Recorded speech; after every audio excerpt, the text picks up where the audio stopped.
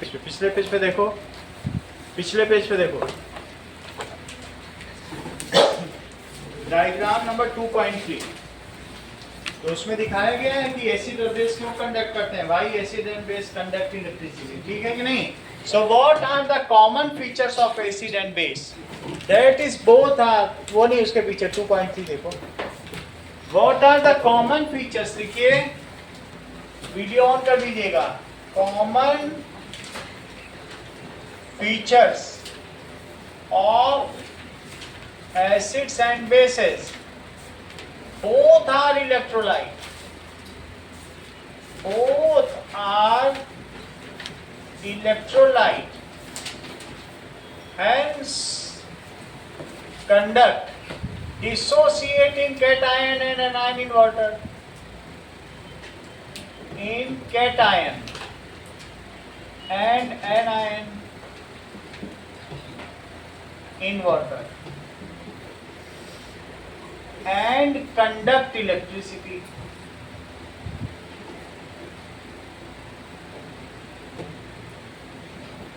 ठीक है, कंडक्ट करते हैं इफ सेल इज कनेक्टेड या पोटेंशियल डिफरेंस इज अप्लाइड।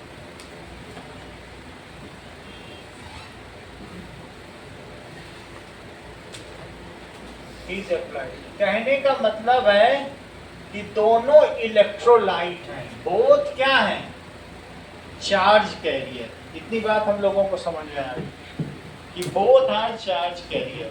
अगला देखो, both are corrosive in nature. अगर दोनों को मेटल के साथ रख दो तो मेटल से रिएक्ट करके उसका साल्ट बना देंगे, तो फिर मेटल में क्या कोई टेंसाइल स्ट्रेंथ रह जाएगी? साल्ट में कोई स्ट्रेंथ होती क्या? ये सब सॉल्ट रखें, इसमें कुछ स्ट्रेंथ है? मेटल में स्ट्रेंथ होती। तो both are corrosive in nature, इसलिए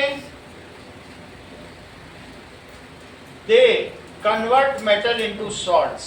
ऐसा कर देते हैं, both are corrosive in nature if metals above H in reactivity series, सारे मेटल नहीं, सिल्वर नहीं, जो H से ऊपर वाले, ठीक है, in reactivity series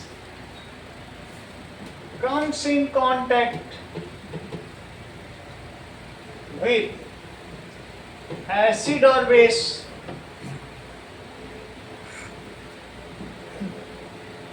get converted into salt.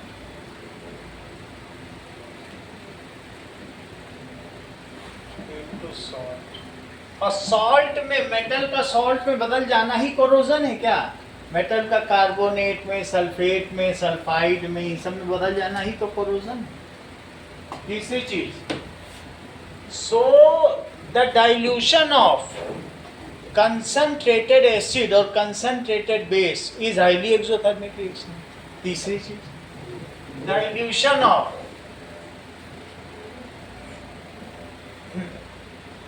concentrated acid and concentrated base is highly exothermic reaction.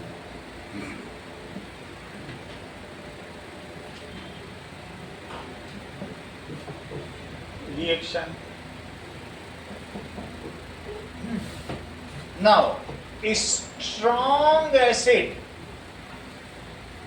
and strong base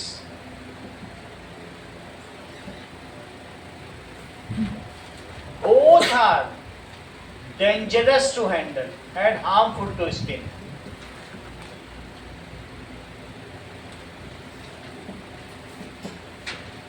To handle and harmful to skin. Mild की बात नहीं कर रहा हूं, ये तो रही इनके भौतिक गुण, अम्ल और क्षार के, that is these are physical properties जिनमें कंपैरिजन है। ये कंपेयर हो गया और इनमें फिजिकल प्रॉपर्टीज में कंट्रास्ट तो बहुत कुछ है, लेकिन केमिकल प्रॉपर्टीज में भी कुछ कंपेयर है।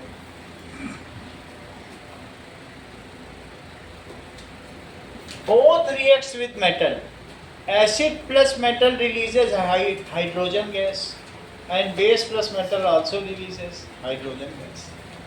सो एसिड प्लस मेटल से क्या बनता है? सॉल्ट प्लस H2, जैसे कि HCl और प्लस Zn ऐसे बनता है। और बेस प्लस मेटल, इसमें भी सॉल्ट एंड H2 बनता है, जैसे कि NaOH और Zn, Na2, ZnO2 और प्लस H2, जिसको कि सोडियम जिंकेट कहते हैं। सही है, ये इनकी केमिकल प्रॉपर्टीज हैं। तो केमिकल प्रॉपर्टीज में एक ये भी कही जा सकती है कि both react with each other. Acid reacts with base और दूसरा क्या है? Base. Acid and base react with each other.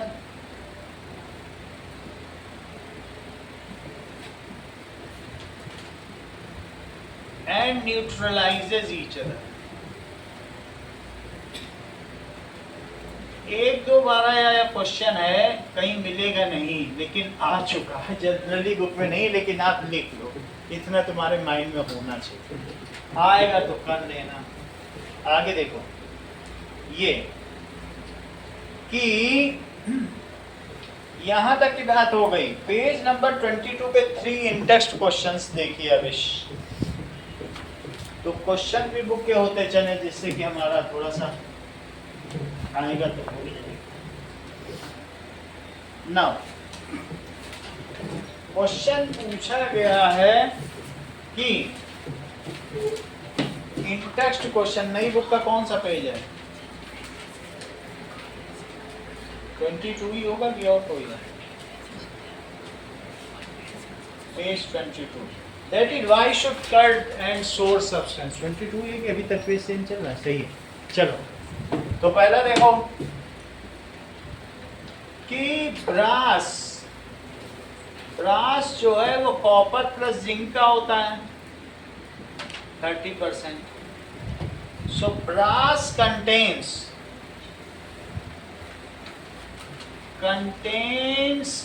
Zinc, इसमें जिंक होता है, which is above hydrogen in reactivity series, hydrogen से ऊपर है।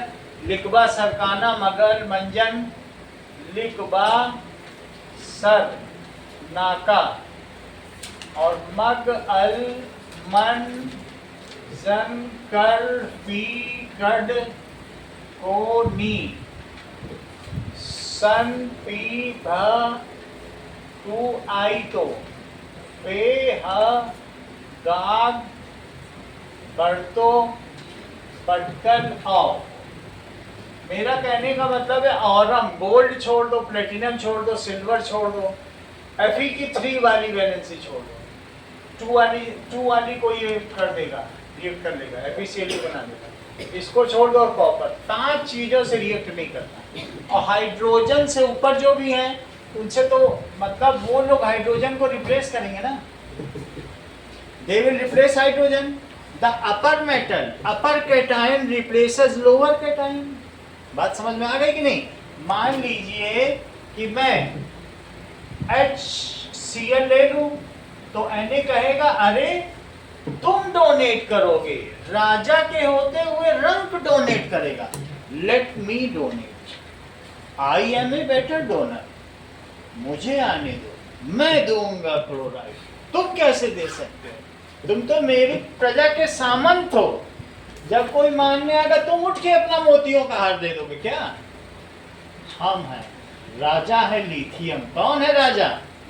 तो कौन देगा बताओ? अगर लिथियम और पोटेशियम में कंपटीशन हुआ, लिथियम कहेगा मेरा सोने का, पोटेशियम तुम नहीं दे सकते। तो इनमें कंपटीशन हुआ, कौन देगा?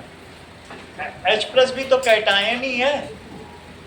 ये देखो एस्टोनिया कैटायन की तरह काम कर रहा है, तो ये दे पाएगा कि ये दे पाएगा?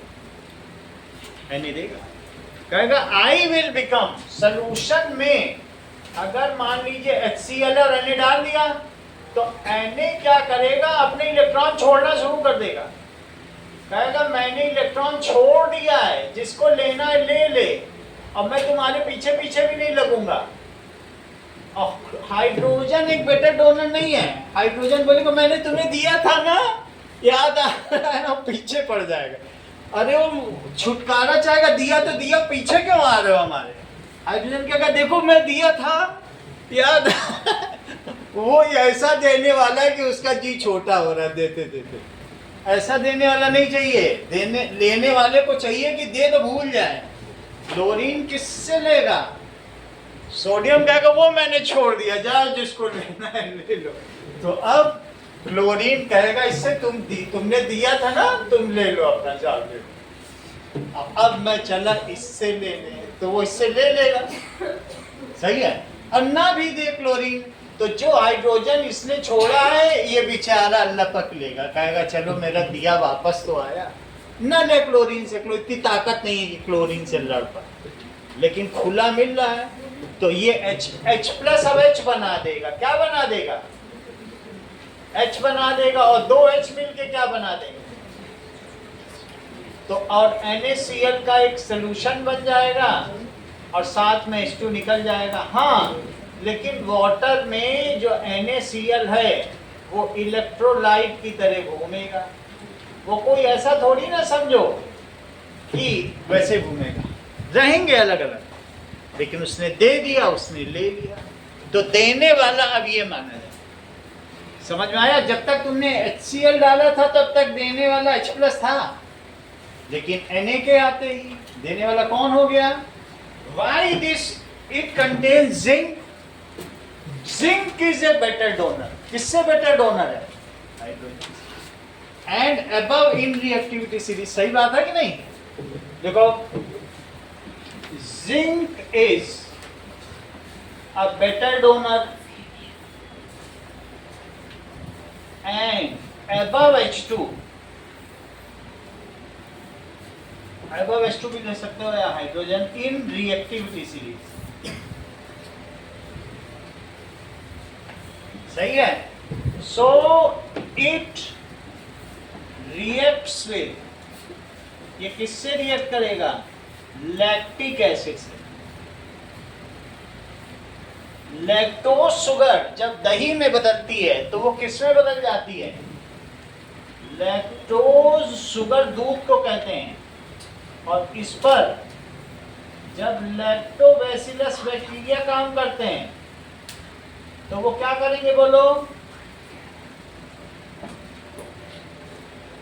बैक्टीरिया, अभी आगे इसी चैप्टर में बहुत आएगा, इस लैक्टोज शुगर को किस में बदल देंगे? लैक्टिक एसिड में, दही में।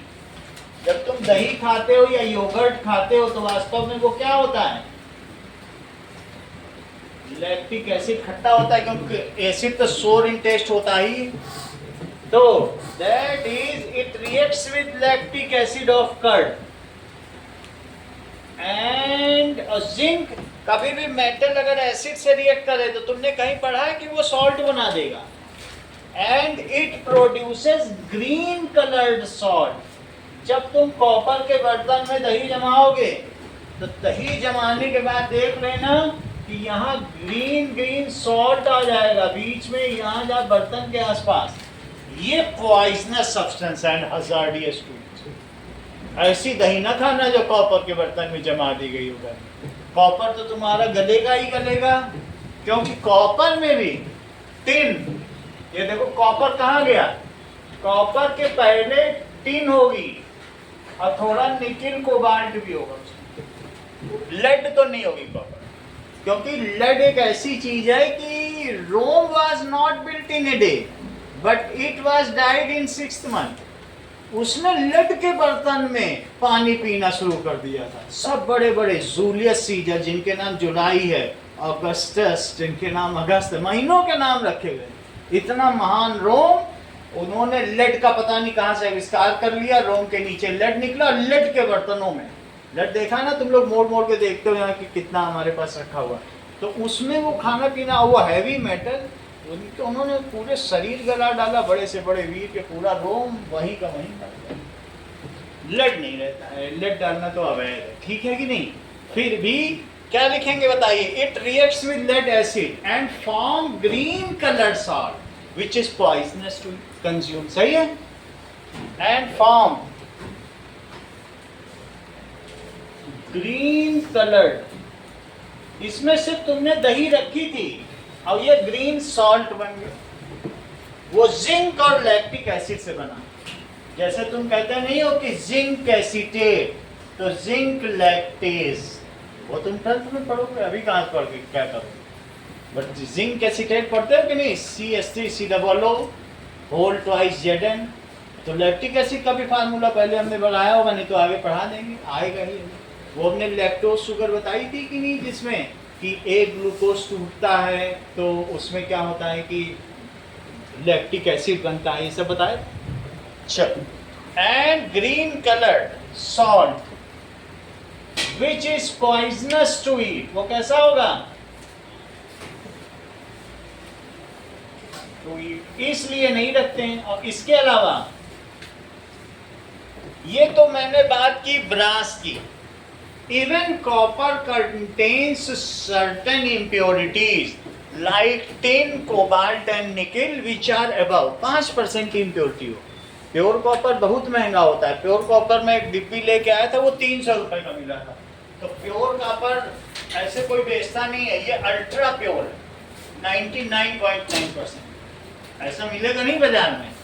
और तो बाजार में बर्तन यही 300 का है, तो बर्तन 300 में कोई खरीदेगा क्या?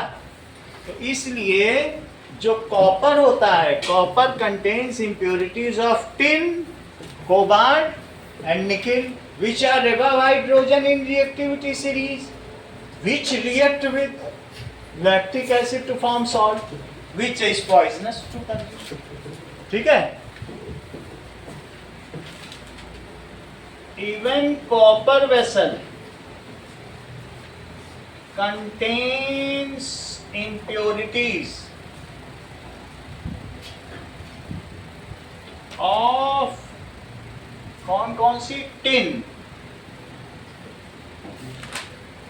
कोबाल्ट एंड निकल, ये सब होंगी। विच आर एबव H2, तो जो चीज H2 से ऊपर होगी, अपर मेटल रिप्लेसेस लोअर मेटल। अभी ये बात तुम ध्यान दे लो, इस रिएक्टिव है ना, ज्यादा रिएक्टिव होता है कि नहीं? अपर मेटल रिप्लेसेस लोअर मेटल। अब यहाँ पर HCl मेटल नहीं है, लेकिन एक सॉल्ट की तरह, कैटायन की तरह तो काम करेगा। ठीक है? Replaces lower metal from its salt solution. पहले चैप्टर में खूब पढ़ा तुमने, दूसरे में भी पढ़ रहे हो, तीसरे में फिर से रिएक्टिविटी सीरीज है। ये पूरे तीनों चैप्टर चले। चलो, are above H2, so these replaces या react with lactic acid to form poisonous substance।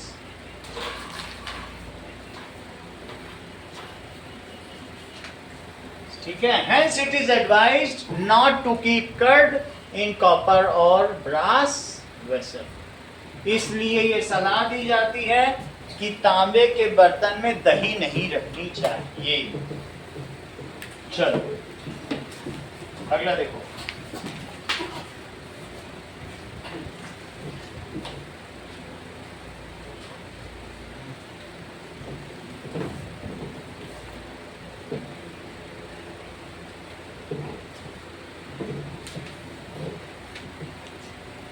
Now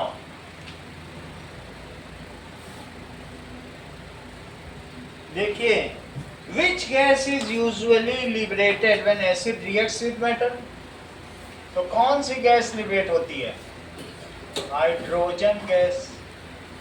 acid plus metal, तो सॉल्ट और प्लस H2। बोलो बात समझ में आ गई?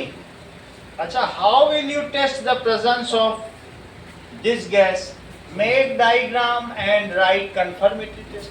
H2 गैस का तो तुम्हें पता है ना। So make diagram and write confirmatory test. Important सवाल है,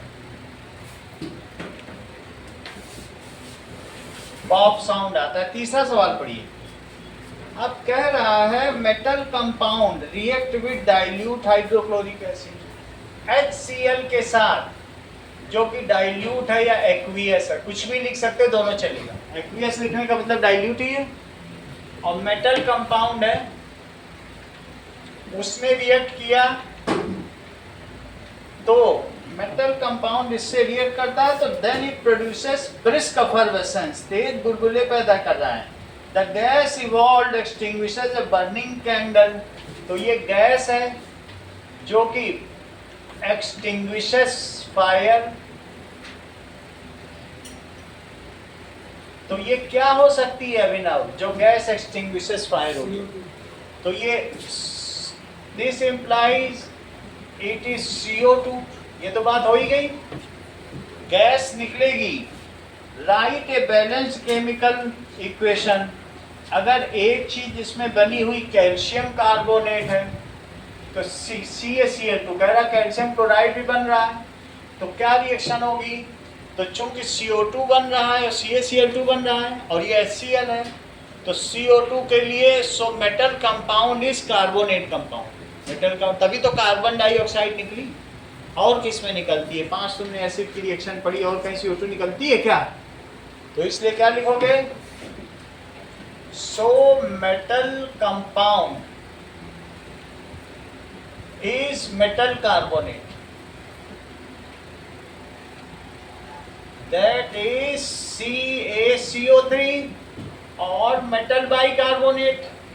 तो ये तो बता नहीं रहा है कि मेटल बाइकार्बोनेट में भी निकलती है। 2 रिएक्शन है जिनमें CO2 निकलती है, तो मेटल बाइकार्बोनेट, मेटल बाइकार्बोनेट होगा तो क्या होगा? CaHCO3 का होल ट्वाइस हो जाएगा। तो 2 संभावनाएं हैं। तो अगर जिगिशा HCl के साथ तुमने CaCO3 की रिएक्शन कराई और इसी HCl एक्वियस के साथ CaHCO3 की रिएक्शन कराई, तो बताओ किस केस में CO2 निकलेगी? दोनों ही केसेस में निकलेगी। और किस केस में CaCl2 बनेगा? दोनों में। तो लिखो CaCl2 तो बना और साथ में CO2 भी बना और H2O भी बना। किस केस में ज्यादा CO2 निकलेगी जिगिशा?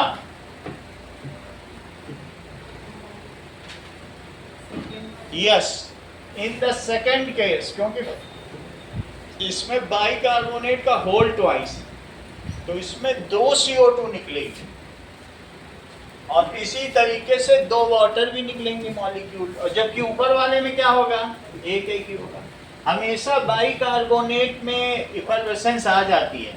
अब वो सिर्फ एफरवेसेंस दे रहा है, अगर वो लिख देता ब्रिस्क एफरवेसेंस, तेज बुलबुले, तो ये रहती, और एफरवेसेंस दे तो ये। एफरवेसेंस का मतलब बुलबुला, और जैसे फिज, पेप्सी में बिल्कुल फिज निकलती है, तो वो चीज़ कोला, कैंपा कोला में और तेज फिज निकलती है। तो जितना ऐसे, तो ये ब्रिस्क एफरवेसेंस है।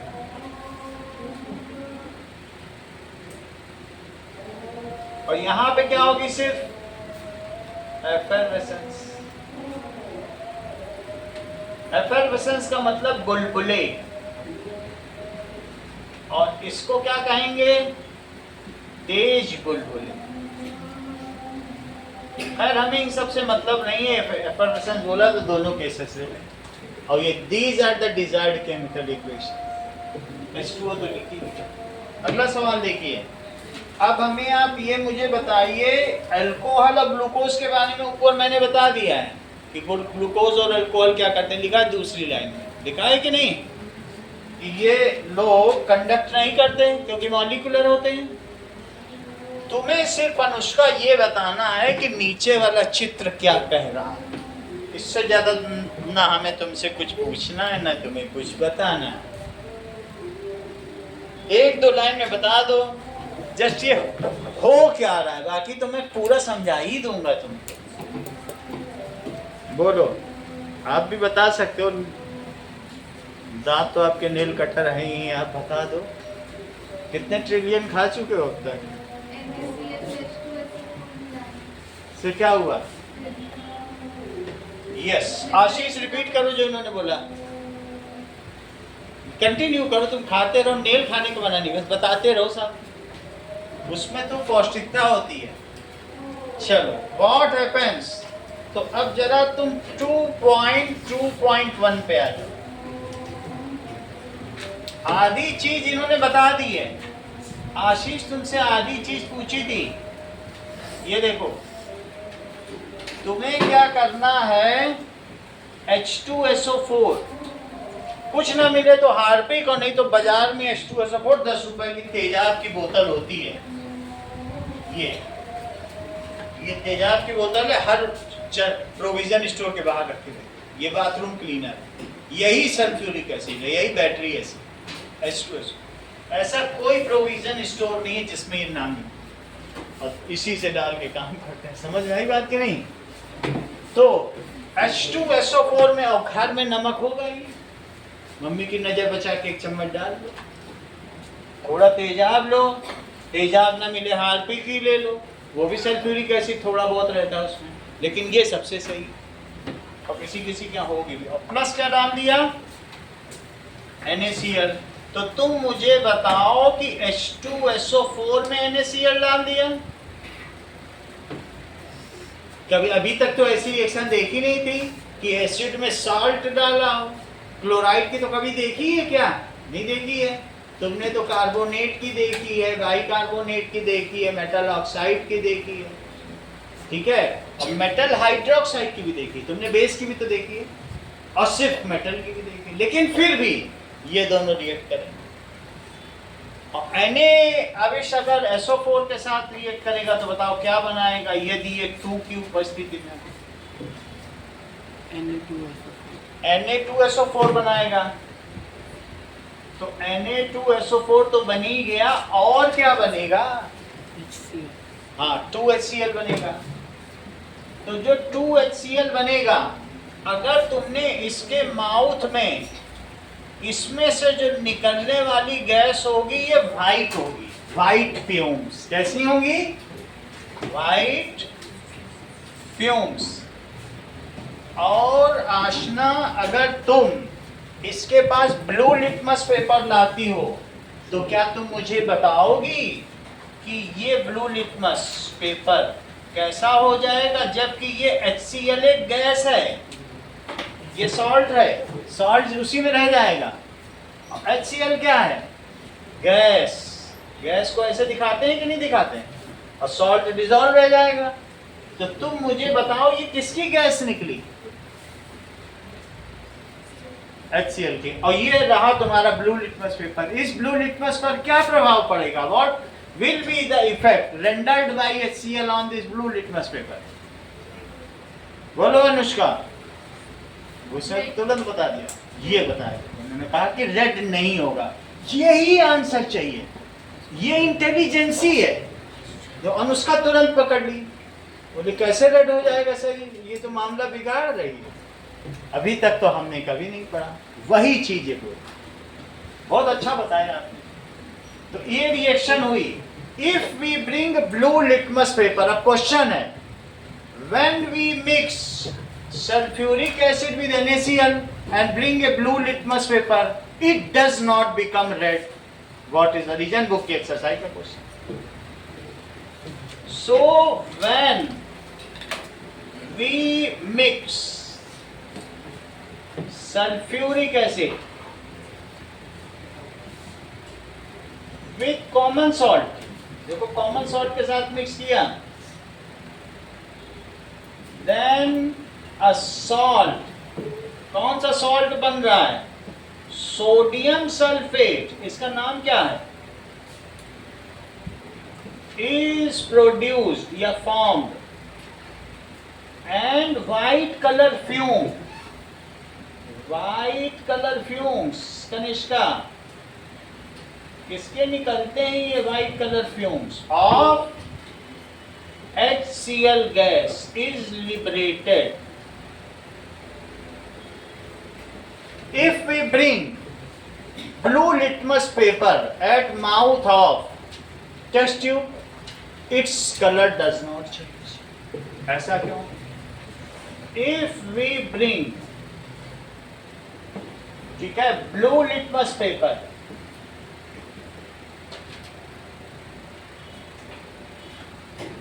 इंपॉर्टेंट क्वेश्चन है, इवन केस बेस्ड क्वेश्चन में 3-3 नंबर का ही आता है, जितने भी हैं तुम्हारे मैं तैयारी करा दूंगा।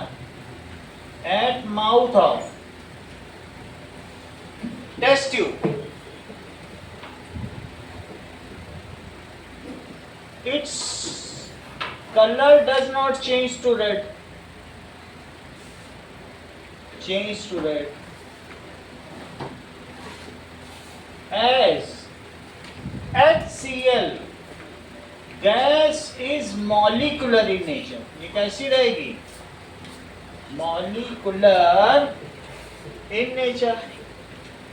ये देखो, मॉलिक्यूल का मतलब तुम समझते हो कि ऐसी H में एक इलेक्ट्रॉन और Cl में कितने होते हैं आउटर, बता, पहले भी कई बार बताया, 7 होते हैं, और H में कितने होते हैं? एक लुईस इलेक्ट्रॉन डॉट स्ट्रक्चर से, सही है। H ने इसके साथ बोला हमें एक दे दो, मैं शेयरिंग करना चाहता हूँ, तो Cl ने कहा तुमने हमसे एक लिया और हम भी तुमसे एक लेंगे, तो दैट इज इक्वल बेसिस पे शेयरिंग होती है। अगर हम तुम्हारा एक टिफिन खाएंगे तो अपना भी एक टिफिन तुम्हें देंगे, इसको कहते हैं कोवेलेंट बॉन्डिंग। NaCl की तरह नहीं, जाओ मैंने दिया तुमने लिया, वो इलेक्ट्रोवेलेंट बॉन्डिंग होती है। केमिकल बॉन्डिंग 2 तरीके की है। कौन कौन तरीके की है बोलो? इलेक्ट्रॉन 2 तरीके से शेयर किए जा सकते हैं या दिए लिए जा सकते हैं। एक है परमानेंट ट्रांसफर, एक है शेयरिंग। ये शेयरिंग है, वो बीच में रहेगा, एक तुम्हारा भी बीच में रहेगा और एक मेरा क्रॉस वाला, ये कहेगा मेरा ये बीच में रहेगा, 2 लड्डू बीच में, हम भी देखेंगे तुम भी देखना, खाएगा कोई नहीं, और दोनों बस वहीं रहेंगे, हटेंगे नहीं। उसको कहते हैं कोवेलेंट बॉन्डिंग। बात समझ में आई? ले कोई नहीं जा सकता, दोनों उस लड्डू को देखेंगे, क्योंकि एक तुमने दिया है हमने, ये चीज, इसको कहते हैं मॉलिक्यूल। फिर मॉलिक्यूल बन जाता है, फिर हम दोनों साथ साथ है कि हमने तुम्हें 100 रुपए दिए, अब हम हर्षवर्धन को छोड़ेंगे नहीं जब तक हर्षवर्धन नहीं हमें नहीं देगा, हम इनके साथ साथ पीछे पीछे चलेंगे, हमने दे दिया। समझ में आ गई बात कि नहीं? ये शेयर एक होती है तो दिया भी अब नहीं जाता, ये गलत है मेरा बोलना कि दिया, एक्चुअली बोथ का बीच में रखा हुआ, जैसे कम्युनिटी लंच होता है, तो दोनों का एक एक रखा। मैं 2 टिफिन निकालूंगा तो तुम भी 2 टिफिन निकालो, जितने की मेरे में कमी होगी, मेरे में 2 इलेक्ट्रॉन की कमी होगी तो मैं 2 निकाल लूंगा, तब तुम 2 रख दोगी, मेरा भी 2 पूरा हो जाएगा, तुम्हारा भी 2 पूरा। उतने मुझे निकालने पड़ेंगे, तभी तो सामने वाला भी उतना ही रखेगा। 2 कम है तो मैं ऑक्सीजन क्या करेगा, सब छिपा लेगा, 2 आगे रखेगा, अविश भी 2 रख दे, तो इस मेरे 2 कम थे, मेरे 4 हो गए कि नहीं? 2 अविश ने रख दी। अगर मैं 1 निकालूंगा तो अविश भी 1 ही निकाल देगा, ये चीज। तो इसका 1 कम था, 1 सामने रखा, इसने भी 1 सामने रख दिया। कहने का मतलब अब ये मॉलिक्यूल बन गया। क्या बन गया? ये देखो, इसको क्या कहते हैं? HCl। H ने मान लिया कि मेरी ऑर्बिट में 2 हैं, और क्लोरीन ने क्या मान लिया कि मेरी ऑर्बिट में कितने, 1 2 3 4 5 6 7 8, तो दोनों की ऑर्बिट ओवरलैप हो गई, यही तो मॉलिक्यूल है। ऑर्बिट ही ओवरलैप हो गई, तो इसको मॉलिक्यूल कहेंगे। एक है कि एन ने दे दिया, जाओ डस्टबिन में पड़ा है मेरा इलेक्ट्रॉन फालतू, ले लो किसी को, 281 था वो फेंक दिया, ले लो, क्लोरीन आ गया लग जाता, ले लिया और भाग गया। फिर भी दोनों में बॉन्डिंग रहेगी, और बॉन्ड बनेगा तो उसको कहते हैं, जब कैटायन और एनायन का रिश्ता होता है तब सॉल्ट बनता है। तो ये देखो, तो एक Na+, एक Cl-। अगला टॉपिक यही है, ये ग्रे वाला Na+, ये Cl-, फिर Na+, फिर Cl-। इसको कहेंगे रॉक सॉल्ट स्ट्रक्चर या ऑक्टाहेड्रल स्ट्रक्चर। ये सोडियम क्लोराइड का स्ट्रक्चर है। जब भी पूरी तरीके से लेना या देना होता है तो उसको कहते हैं इलेक्ट्रोवैलेंट बॉन्ड। क्या कहते हैं? केमिकल बॉन्ड, रासायनिक बंध दो तरीके के होते हैं। कौन कौन से बोलो? अगर तुम्हें इलेक्ट्रोवैलेंट बॉन्ड गड़बड़ लग रहा है तो तुम इसका दूसरा नाम लिख लो आयनिक बॉन्ड। कैसा लिख लो? आयनिक बॉन्ड किसमें होगा? चेक करो। Ionic bond present in salts. किसमें प्रेजेंट होगा? सॉल्ट्स। जैसे Na ने अपना एक इलेक्ट्रॉन किसको दे दिया बोलो? ये देखो, क्लोरीन से कहा जाओ, तुमको एक इलेक्ट्रॉन दिया, दे दिया। इसके पास 281 था और इसके पास 287 था। इसको एक की जरूरत थी इसलिए नॉन मेटल था। जिसको जरूरत होती वो नॉन मेटल होता है और जो देने वाला होता है वो मेटल कहलाता है। हमेशा मेटल देते हैं। इस पूरी पीरियोडिक टेबल में 118 एलिमेंट हैं जिसमें 91 मेटल है, 17 लेने वाले। और बीच में सीढ़ी है वो मेटलॉइड की, ब्लैक कलर की सीढ़ी दिख रही है, मसीजिया सब टिपो, वो बीच के हैं, वो थोड़े मेटल है थोड़े, और उसके सब इधर वाले नॉन मेटल और इसके सब इधर वाले मेटल। ये सब देने वाले, सही है, और ये सब लेने वाले हैं। अच्छा, जो लेने वाले हैं वो नॉन मेटल है, उनमें ज्यादातर लाल है। लाल दिखे तो गैस समझना, नीले दिखे तो लिक्विड समझ लेना, और काले दिखे तो सॉलिड। कुछ काले भी हैं जैसे कार्बन हुआ, फास्फोरस हुआ, सल्फर। और मेटल में तो सभी काले हैं। हाँ, Hg मरकरी देखो नीला दिख रहा है, तो क्या ये लिक्विड हुआ? इसी तरीके से और देखो सीजियम, फ्रांसियम, ये सब भी लिक्विड दिख रहा है। वो बात समझ में आ गई कि नहीं? एक मिनट में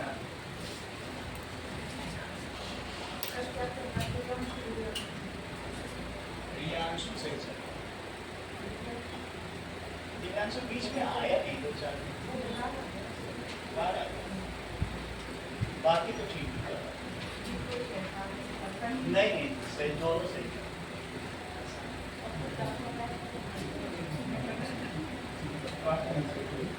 अच्छा है तो उस हिसाब से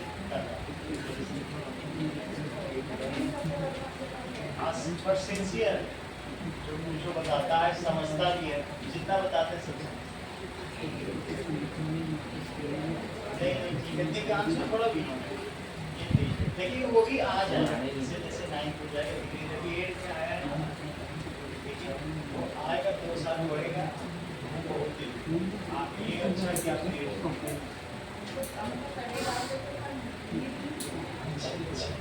कोई बात नहीं है, लेकिन इसलिए भी अच्छा नहीं है 90% से ऊपर। थोड़ा सा इसकी राइटिंग वाइटिंग वो सब का है, रिप्रेजेंटेशन अच्छा नहीं है, बाकी तो जो करता है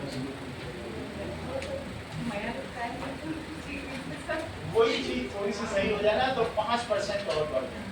अगर वो राइटिंग अच्छी होती तो मैं बोलता 95% है, 95% वाला लगता, लेकिन 5% इसीलिए कमाएंगे क्योंकि इसका लिखने का अभी से भी सुधार ले तो 4-5 महीने मैं प्रैक्टिस कराता हूँ, लेकिन फिर भी कुछ बच्चे उसे आप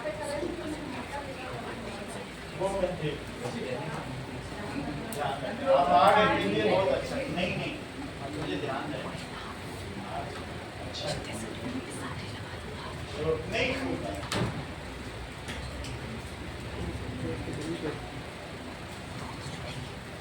सही दिखा करो, देखो मुझे सुनना पड़ रहा है। सही है, तो इसने इसको एक दे दिया। अब क्या होगा बताओ? ये Na+ बन गया और ये क्या बन गया? Cl-, क्योंकि इसने एक ले लिया ना। तो लेने के बाद अब इसके पास कितने इलेक्ट्रॉन हो गए बोलो कनिष्का, कितने इलेक्ट्रॉन हो गए? इतना तो बताओ, कितने प्रोटॉन है कितने इलेक्ट्रॉन है? 18 इलेक्ट्रॉन हो गए। और प्रोटॉन कितने हैं? 17 प्रोटॉन। तो नेट नेगेटिव चार्ज हुआ। इस पे 10 इलेक्ट्रॉन और 11 प्रोटॉन, तो प्रोटॉन ज्यादा हुए तो इसलिए प्लस चार्ज हुआ। अब इनके बीच में एक बॉन्ड बनेगा। उस बॉन्ड को क्या कहेंगे? Electrostatic bond. क्या कहेंगे? और ऐसा स्ट्रक्चर बनेगा। इसलिए जिसमें भी आयनिक बॉन्ड होता है, there is a permanent transfer of electron from metal to non metal and these looks crystalline in nature. देखो इसका कैसा नेचर है, कैसा दिखता है? सारे सॉल्ट या तो खुद ही क्रिस्टलाइज हो जाते हैं, और या वाटर मॉलिक्यूल को लेकर कर तुम्हें कुछ बताए थे ना, वाटर ऑफ क्रिस्टलाइजेशन, या तो आपस में ही हो जाएंगे और नहीं हो पाएंगे तो वाटर की मदद लेंगे, लेकिन बनेंगे क्रिस्टल जरूर। कॉपर सल्फेट का चमकता हुआ क्रिस्टल देखा, तुम लोगों ने बनाया भी होगा। इसी तरीके से बहुत सारी चीजों का सब ऐसे क्रिस्टल होते हैं। अब खड़ा नमक किसी ने देखा है क्या? गांव में तो खड़ा नमक यूज होता है, यहाँ पिसा हुआ होता है, वो भी क्रिस्टल होता है।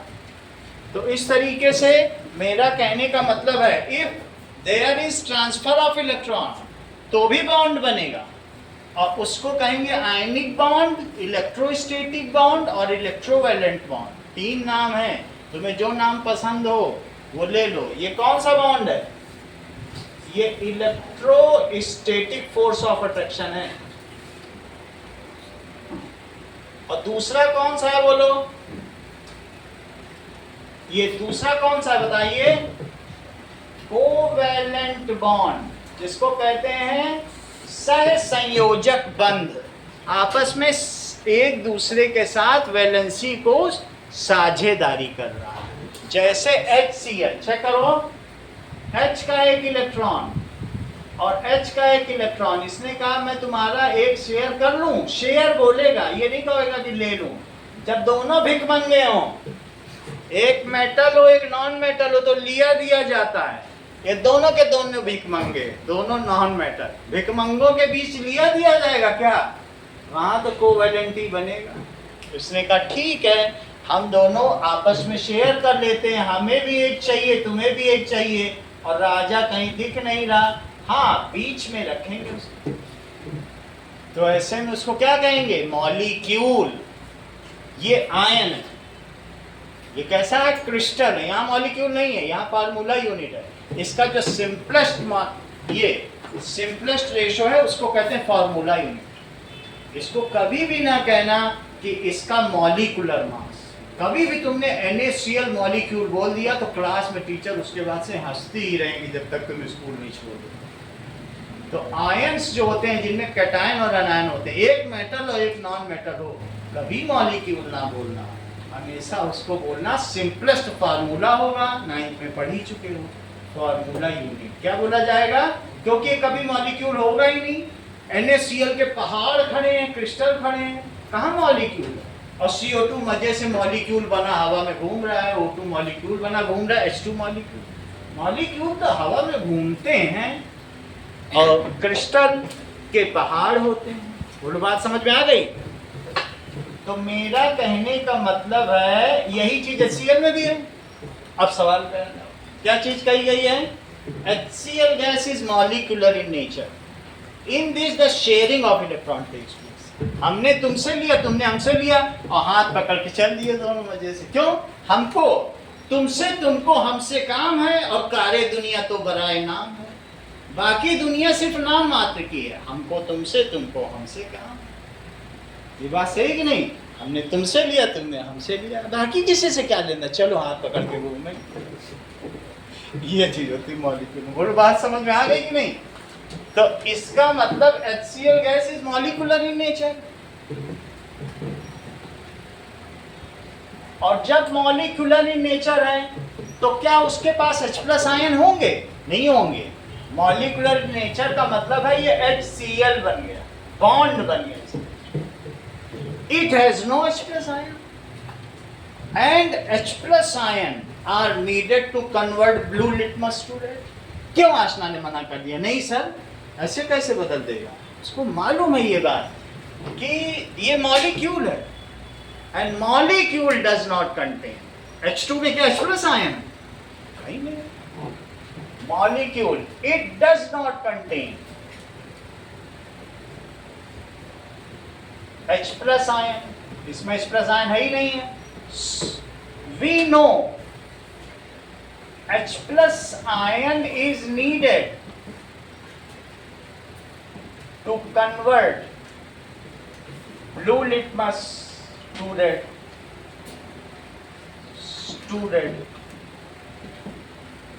So blue litmus remains blue. बोलो प्रियांशु, समझ में आया? इसलिए नीला लिटमस नीला ही रह जाता है. So blue litmus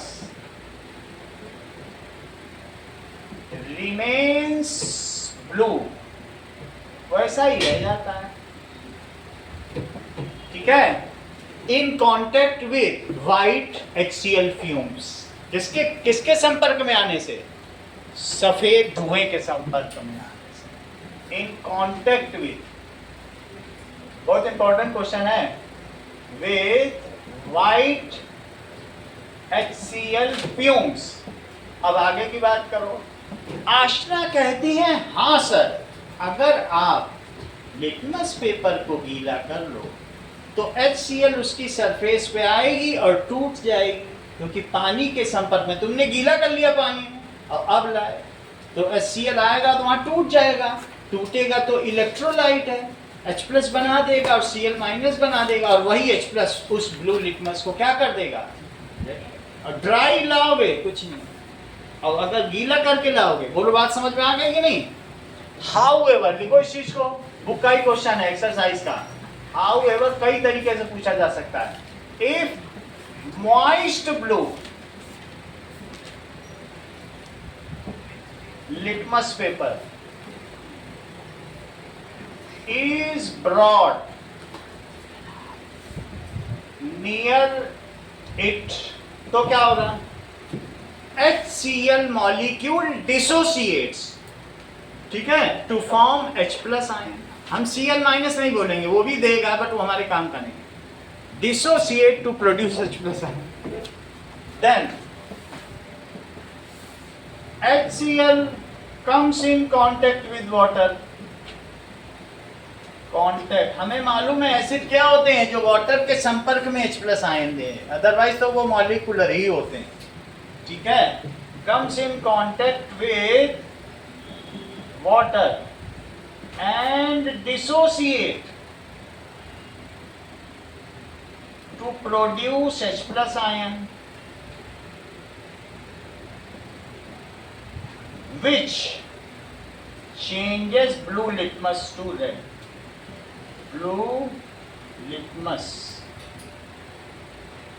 to red. ये बहुत इंपॉर्टेंट क्वेश्चन है.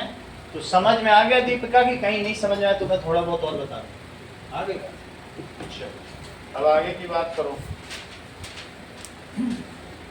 तो अब हम लोग देखते हैं इस क्वेश्चन से आपको क्या पता चलता है. देखो लिखा है ड्राई HCl गैस और HCl सॉल्यूशन. वो HCl गैस अब सॉल्यूशन बन जाएगी, जब उसके संपर्क में आएगी तो क्या बन जाएगी? अभी तक हाइड्रोजन क्लोराइड है और इसके संपर्क में आने पर हाइड्रोक्लोरिक एसिड बन जाएगी. बोलो बात समझ में आ गई कि नहीं? ये चीज तो होती है. चलो, तो अभिनव तुम हाइड्रोनियम आयन से क्या समझते हो? अगली लाइन पढ़ो. आखिर ये क्या चीज है? और ऑक्सोनियम आयन क्या होता है? जिज्ञासा तो पढ़ने भी लग गई, तुम भी पढ़ो और बताओ.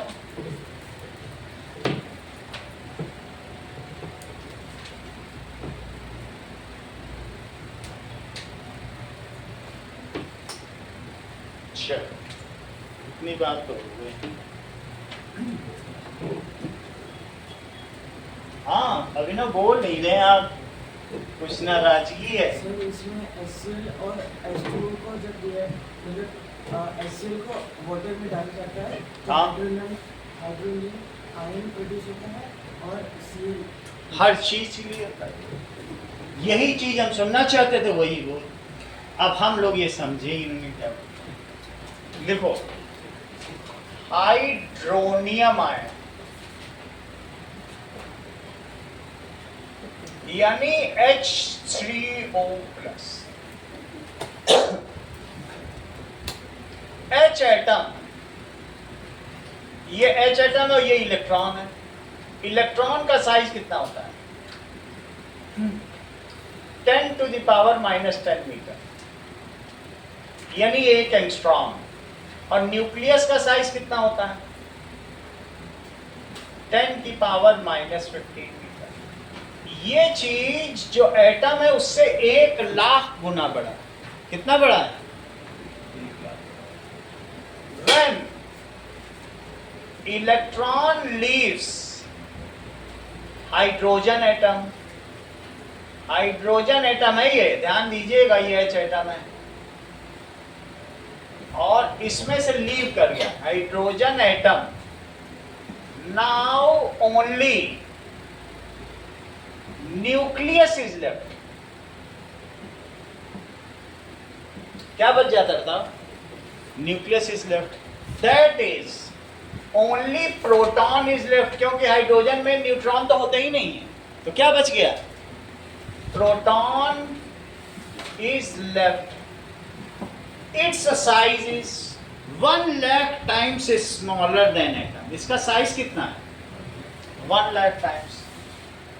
It's size is 1,00,000 times smaller than, इससे स्मॉलर है देन एटम। चेक कर लो, इसमें 1,00,000 का मल्टीप्लाई करो तभी आएगा, करके देख लो 10⁵ ना यकीन मानो तो मैं कर दूं, हमें करने में कोई दिक्कत नहीं है। लो 1,00,000 का मल्टीप्लाई किया तब जाके -15 + 5 क्या आया? 10⁻⁻10। एटम का साइज आएगा कि नहीं? यानी 1,00,000 गुना बड़ा। और तुम अपने घर में छोटे बच्चे को 1,00,000 रुपए पकड़ा के सड़क पे छोड़ दो, या सोना चांदी पहना के कृष्ण कन्हैया बना के छोड़ दो, लोग लूट लेंगे। So this small size contains unique positive charge. तो दुनिया मांगने आ जाएगी, अरे अरे क्या लिए घूम रहे हो? इसकी चार्ज डेंसिटी इतनी हाई हो जाएगी, एक है इतने बड़े पे एक पॉजिटिव चार्ज हो, एक है इतने बड़े पे, देखो अकेला नहीं NH4 पे प्लस। मैं पूरे क्लास को 1,00,000 रुपए बांट दूं, कोई पूछने नहीं आएगा तुमको, और अकेले इनको दे दूं, छीन लेंगे लोग इनसे। चार्ज डेंसिटी हाई हो गई, इतने बड़े पे दे दिया, कोई मांगने आएगा? ये घूमता फिरेगा, कोई इसको पूछेगा नहीं। लो चार्ज डेंसिटी। और H+ का तुम मतलब भी समझ रहे हो? एक प्रोटॉन पे यूनिट पॉजिटिव चार्ज, और प्रोटॉन अकेला 1,00,000 गुना छोटा। छोटी चीज पे ज्यादा चार्ज होना, तो ये तो बहुत ज्यादा चार्ज डेंसिटी हो जाएगी। अब बहुत बड़ी चीज, एक N है, फिर उसके चारों तरफ 4 H हैं, तो और फिर उसके ऊपर एक प्लस चार्ज है, कोई मांगने भी आएगा? सूप न खा गई, राम कहेंगे लक्ष्मण ज्यादा सुंदर है, जाओ उनके पास जाओ, उनसे शादी करो। वो लक्ष्मण के पास गई, लक्ष्मण कहेंगे राम ज्यादा सुंदर है, तो ये इसके पास भेजेगा, ये उसके पास भेजेगा, पॉजिटिव चार्ज कोई देगा नहीं, डिस्पर्स हो जाएगा। वहाँ कंसंट्रेटेड, वहाँ एक ही के हाथ में, तो इसमें मोर चार्ज डेंसिटी हो गई। More charge density means instability. ज्यादा अगर चार्ज है छोटी चीज पे, charge density is amount of charge divided by volume. इसका वॉल्यूम कम है, छोटा से छोटा वॉल्यूम तो बहुत डेंसिटी हुई। समझ में आ गई कि नहीं? तो इसमें क्या चीज कही जाएगी? It has more charge density. Charge density समझ में आ गया? चार्ज अपॉन वॉल्यूम होता है। चार्ज डेंसिटी क्या होती है बताओ? Charge upon volume. किसका चार्ज? चार्ज दोनों का सेम है, लेकिन वॉल्यूम किसका कम है? समझ में आ गई? तो डेंसिटी बहुत हुई कि नहीं? डेंसिटी तो मरकरी की भी ज्यादा होती है, क्योंकि उसमें बहुत मास, उसकी मास डेंसिटी ज्यादा होती है, ये देख लो। और इसकी चार्ज डेंसिटी ज्यादा है, दोनों लगभग एक ही चीज, लेकिन एक की चार्ज डेंसिटी ज्यादा है, एक की मास डेंसिटी। ये देखो, वॉल्यूम कम हो मास ज्यादा हो तो कहेंगे बड़ी मास डेंसिटी।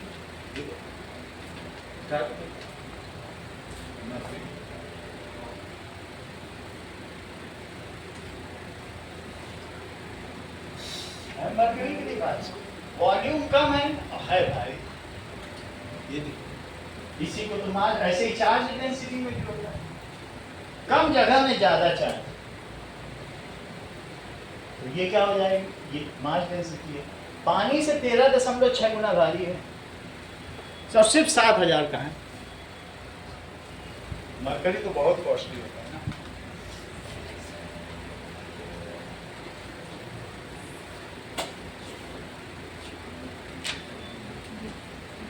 इसकी मास डेंसिटी है, द्रव्यमान घनत्व, उसका आवेशिक घनत्व है। मैं आवेशिक घनत्व की बात कर रहा हूं, सही है। अब जरा देखो, चलो यहां तक तुम्हें समझ में आ गया। When electron leaves, सिंपल सी बात समझो, electron leaves hydrogen, it has less volume but more charge, so it is highly unstable। इतना तो लिख लो भी। Now it has less volume but more charge, तो ज्यादा चार्ज डेंसिटी हुई कि नहीं। ये देखो, तो H plus atom is highly unstable. क्यों अनस्टेबल है? As it has high charge density, charge density। जरा फिर से देखो, ये रहा H, ये रहा O और ये रहा H। H2O होता है, तो H2O में क्या तुम्हें इस बात की जानकारी है अनुष्का कि इसके पास 6 इलेक्ट्रॉन होते हैं, 2 6, 2 की कमी होती है। तो इसने हाइड्रोजन से कहा, देख लो, हाइड्रोजन से कहा कि तुम मेरा एक ले लो। हाइड्रोजन ने कहा मुझे तो डुप्लेट की बहुत जरूरत थी, और तुम भी भिखारी, हम भी भिखारी, दोनों नॉन मेटल, हम लोग आपस में साझेदारी कर लेंगे। दे तो कोई किसी को नहीं पाएगा, नॉन मेटल की इतना बड़ा जिगर नहीं होता कि दे दें किसी को। हाँ, बीच में रख दो, तुम भी रखो हम भी रखें, तो दोनों ने रख दिया, सही है। और इसके पास अभी ये दोनों इलेक्ट्रॉन कैसे, बताओ, ये कौन से इलेक्ट्रॉन, इनका क्या नाम है अनुष्का, और ये क्या है बताओ, अभी परसों की क्लास में बताएं। ये सही बता रहे हैं, इन्होंने बता दिया, ये शेयर्ड पेयर ऑफ इलेक्ट्रॉन और ये लोन पेयर ऑफ, दो लोन पेयर अकेले जिन्होंने शेयरिंग ही नहीं की, उसको क्या कहेंगे? ये कैसे इलेक्ट्रॉन है बताइए? Lone pair. लोन का मतलब अकेला होता है कि नहीं? तो ये कैसे इलेक्ट्रॉन है? Lone pair. और ये कैसे है बोलो? Shared pair of electron. और ये लोन पेयर ऑफ इलेक्ट्रॉन। इसी के पास एक H प्लस आ गया। अब इसके पास H प्लस आ गया, इतनी ज्यादा पॉजिटिव चार्ज डेंसिटी देख के इसको लालच आ गया। इसने कहा H प्लस, अरे प्रोटॉन तुम ऐसा करो, मुझसे एक ले लो, ऐसा करो। देख दिया कितना बड़ा दानदाता है। दानदाता बन रहा है तो नॉन मेटल, ये अपनी जात से थोड़ी जाएगा, उसको दिखा रहा है तुम मुझसे एक ले लो, लेकिन मेरे पास ही बने रहना। भेजेगा नहीं कि लेके जाओ, तुमको दे दिया, लेके कह रहा चलो अब हम लोग साझेदारी करें। क्या कह रहा है? साझेदारी करें, यानी जा नहीं सकते हो, however you enjoy to keep it. अच्छा, उसने कहा तुम्हारे ऊपर का जो प्लस था वो कर्ज मैंने ले लिया, आया था प्लस बन के, लेकिन अगले स्टेप में जानते हो क्या होगा भाई? कोई किसी को देगा है तो उसके पास उतने ही नेट इलेक्ट्रॉन, एक दे दे किसी को तो प्रोटॉन पूरे इलेक्ट्रॉन कम नहीं हो जाएगा? हाइड्रोजन तो मजे कर रहा है, तो फिर क्या हो जाएगा बताइए? इस पे प्लस चार्ज आएगा, वो अगले स्टेप में दिखाएंगे। ओ पे प्लस चार्ज आ जाएगा और इसके साथ किसका बॉन्ड बन जाएगा? H का बन जाएगा, इधर पे H का बन जाएगा, इसके साथ भी H का बन जाएगा, ये सब बॉन्ड बन गए और O अब ऐसा बनेगा। O के भी 8 हैं, किसी को घाटा नहीं हुआ, लेकिन प्लस का ट्रांसफर हो गया। और कभी भी O पे अगर माइनस आ जाए तो बताओ सैमी तुम क्या कहती हो? O पे माइनस भी तो आता है, कभी कभी ये ले भी दिल लेता है किसी से। हाइड्रोजन से ले ले या किसी से ले ले, तो कहते हो ऑक्साइड आयन। क्या कहते हो? और एक माइनस नहीं लेना पड़ता, इसको कितना लेना पड़ता है? 2 कम है ना, 2 लेता है कि नहीं लेता? 9th में पढ़े हो कि नहीं? O2 माइनस, तो क्या नाम पड़ता है बताइए? Oxide ion. और इसको क्या कहेंगे? Oxonium ion. O पे प्लस आ जाए तो क्या कहोगे? Oxonium ion. और इसीलिए अभिनव ने, चूंकि इस पे हाइड्रोजन भी उपलब्ध थे, इसका नाम हाइड्रोजन प्लस ऑक्सोनियम आयन क्या रखा? हाइड्रोनियम। इन्होंने पूरा वंस फॉर ऑल सबके लिए क्लियर कर दिया। क्यों इन्होंने इसको हाइड्रोनियम बोला?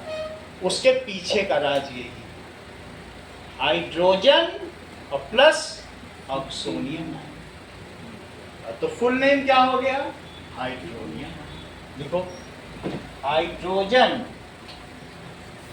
और प्लस ऑक्सोनियम आयन, तो क्या हो गया बताइए? हाइड्रो तक यहां लिखना, और हाइड्रोनियम आयन हो गया ना पुराना? Hydronium ion. अच्छा, अब इसकी रिएक्शन देखो। अब ये प्लस चार्ज कितनों के बीच बढ़ गया? चेक करो। H जब एक एक की बॉन्डिंग होती है, दोनों एक एक देते हैं तो सिंगल बॉन्ड कहते हैं। कभी कभी 2-2 की भी होती है, वो अगले चैप्टर में कार्बन एंड कंपाउंड। कभी कभी 3-3 की भी होती है, single bond, double bond, triple bond. 3-3 की भी साझेदारी करते हैं, जैसे नाइट्रोजन के पास 3 की कमी है, 3-3 की। ये सिंगल बॉन्ड। एक एक करें तो सिंगल, ये प्लस है। इसको क्या कहते हैं? H3O पे प्लस। ध्यान दीजिए, अभिनव ने O पे क्यों प्लस लगाया? क्योंकि ये ऑक्सोनियम आयन। ये बहुत बड़ी बात अभिनव ने की। समझ में आ गई बात? अब इसकी रिएक्शन देखो। यहां तक हमने क्या लिख दिया? It has high charge density, so it receives electron from water molecule, या it sits over water molecule to form hydronium ion. अकेले कहां भटकेगा? किसी की सरल ले ले, नहीं तो हर आदमी मांगने वाला है। H प्लस तो क्या देगा किसी को? उसकी तो इलेक्ट्रॉन है ही नहीं, लेकिन फिर भी डेंसिटी तो है, निगेटिव वाले खींचेंगे। तो क्या होगा बताओ? नीचे का वो फार्मूला देखो कैसे दिखाया गया है। दिख रहा है तुम्हें हाइड्रोनियम आयन? क्योंकि अब यहां से चैप्टर हाइड्रोनियम आयन के बेसिस पे चलेगा। अब कोई H प्लस नहीं बोलेगा इसके आगे। अब यहां से चैप्टर हाइड्रोनियम आयन पे आ गए। चेक कर लो, तो क्या लिखोगे बताओ? तीनों इक्वेशन को समझो, तीनों बहुत जरूरी है सेमी। तो पहली इक्वेशन क्या बता रही है बताओ? कि H plus is highly unstable, so it sits over. किस पे बैठ जाएगा? देखो, H plus is highly unstable. देख लीजिए, जैसे ही HCl को तुमने पानी में डाला,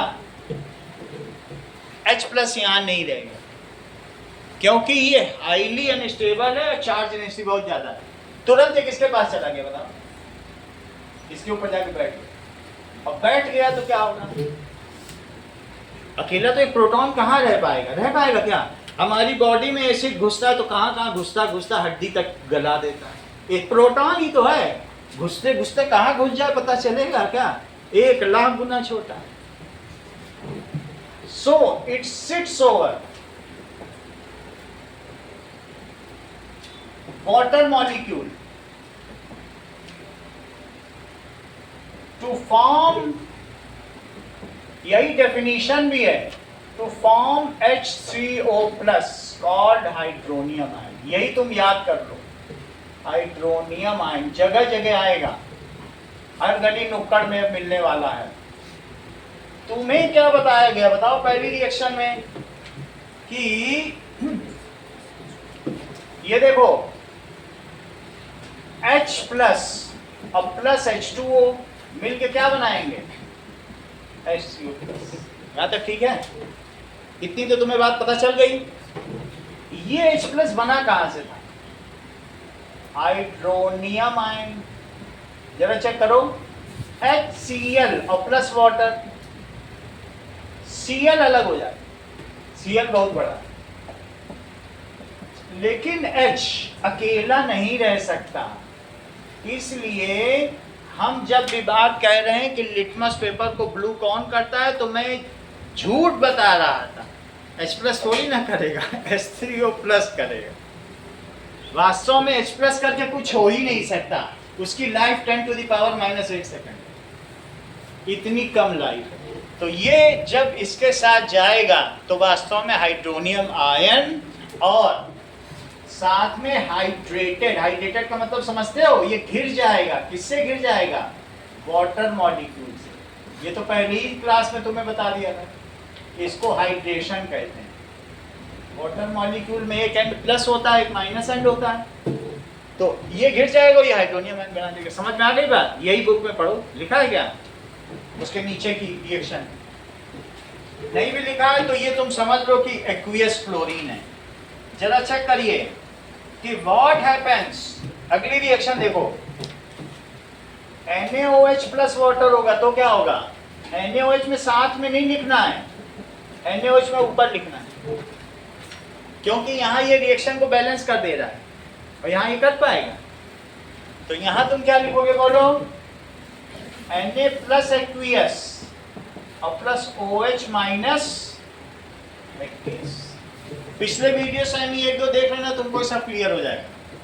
YouTube में जाके पीछे पीछे जाना तो वहां पे क्लियर हो जाएगा, तो तुम्हें समझ में आ गया कि कैसे डिसोसिएशन होता है। ठीक है, बस इतना ही रहेगा, अब तक इससे आगे कराएंगे।